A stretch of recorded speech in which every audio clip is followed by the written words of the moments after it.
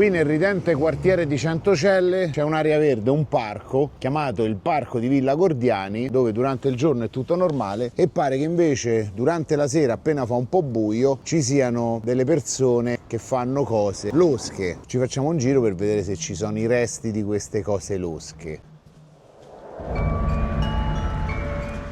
E lì, intorno a quel rudere barra monumento, c'è questo traffico illecito di persone che in cambio di soldi prestano il proprio corpo. Spessissimo le famiglie la vedono questa cosa. Non è detto che uno quando fa buio non frequenti il parco. Normale che se è più buio è più facile favorire questo mercato, anche perché il parco è circondato poi da palazzi. Vuoi o non vuoi, se uno si affaccia, comunque vede dentro il parco, sia da una parte che dall'altra e dall'altra ancora. Ci sono uomini normali, padri di famiglia, lavoratori eccetera, che si vengono a fare spesso la passeggiata nel parco, girano anche per un po' fino a che incontrano l'altra parte interessata, cioè colui che si presta, e lo capisci perché ci sono proprio questi uomini soli che passeggiano. Uno può dire ma sto a fare una passeggiata, ma poi li vedi che a un certo punto incontrano sto ragazzo,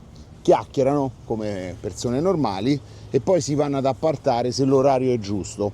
Siccome abbiamo visto anche materiale fresco, ok, la sera c'è il maggior traffico, a quello che ci hanno detto, ma anche durante il giorno, se uno ha un po' di fantasia, prende e va lì.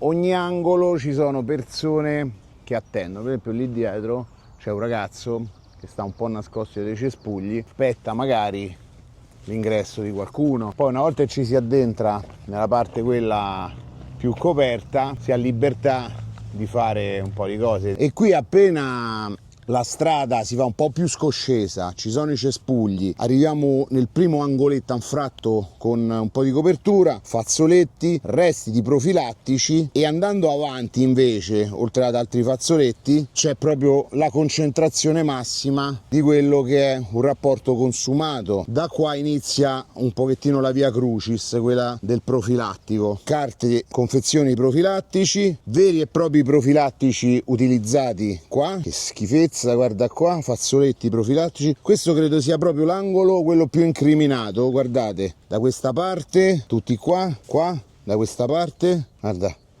in pochi metri ci trovi decine e decine di profilattici. Qui altre confezioni, fazzoletti, altro profilattico qui.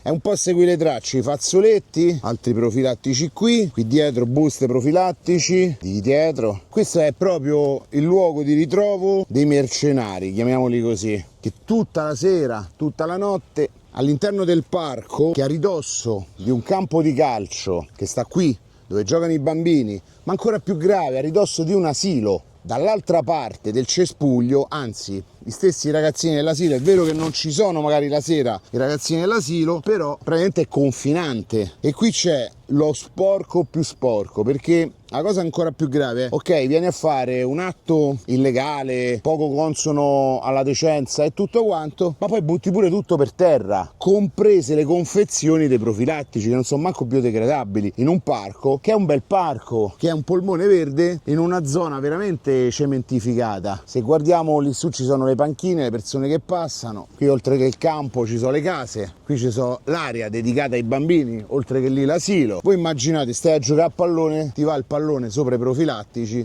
ci pensi due volte pure andarla a riprendere. Tanta gente del quartiere frequenta il parco. A pochissimi metri da dove giocano le famiglie c'è la famosa area che abbiamo individuato, che è quella estremamente operativa, dove abbiamo trovato tanti profilattici abbandonati, carte, cartacce e anche feci umane.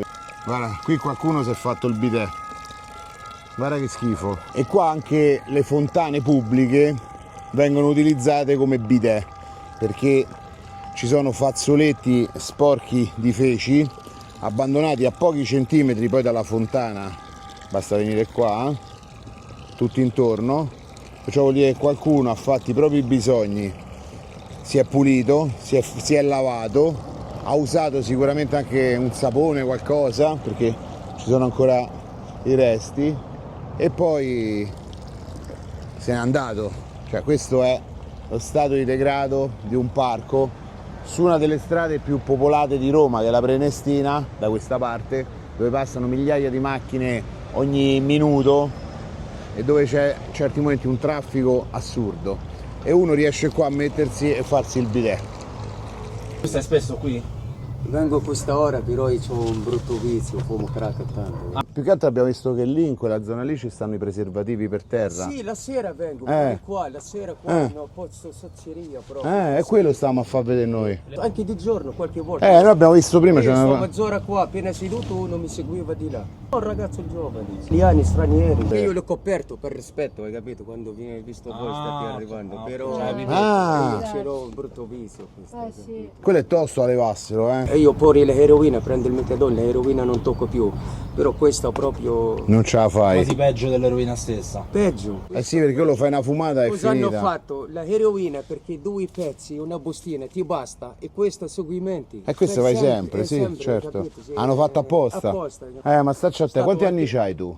Io dal 76. Però quando fumo questa mi sento la verità, però non risolvi il problema, vai sempre peggio. Certo, Però e stai sempre a sto così- ricercarla, stai sempre a ricercarla. Cioè quando fumi questa ti senti che va Mi bene. rilasso, però c'ho sempre... Ma ti rilassi per un minuto? Per un minuto. Quello. Dopo ti ricominci costringi ad andare a rubare. Hai capito? Adesso vado a rubare i supermercati, parmigiano, olio. Tu sei sposato? No, siamo lasciati. Lei Ok. mi ha tradito col mio amico proprio a casa. Io ho iniziato a fare l'eroina. Io dal 98 che non vedo casa. Ho stato 10 mesi in carcere, pure in carcere l'ho comprato perché ho fatto piantoni, lavoro, mi pagano, l'ho comprato pure lì. Pure in carcere. Appena uscito con 500 euro, carcere di Rieti, Pullman, Tiburtina direttamente a Cortiscione. Giorno domani non ce l'ho manco un euro per caffè. Io la mattina mi sveglio, mi davo schiavi 2 pizze in faccia, dico io sono una merda. Ti senti proprio mezz'ora, risolvi il problema e dopo vai peggio. Sì. Adesso è diventato il boom il crack. Sì, a Roma ha preso tantissimo. Pensi che c'è qualcuno che ti vuole bene adesso? Che mi voglio bene solo mia madre e mio padre. E li senti loro? Ti dico la verità, adesso da 2 anni no.